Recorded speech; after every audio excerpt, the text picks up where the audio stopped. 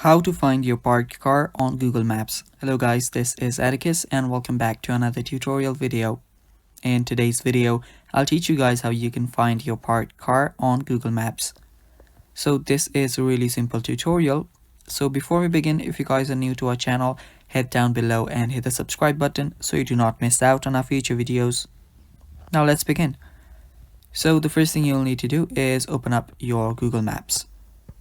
After you're on your Google Maps, simply head over to your car. So first thing you'll need to do to find your parked car is before you leave the car, simply just stay in the car, open up your Google Maps, and you should see your location with the blue dot. Tap on it, and after you tap on it, you should see an option called Park Saving or Save Parking. Tap on that. Now your car will be parked right here, and now you can move around, go wherever you want. And after you move wherever you want, you will simply be able to locate your parked car. And it's basically that simple. That is how you can find your parked car on Google Maps.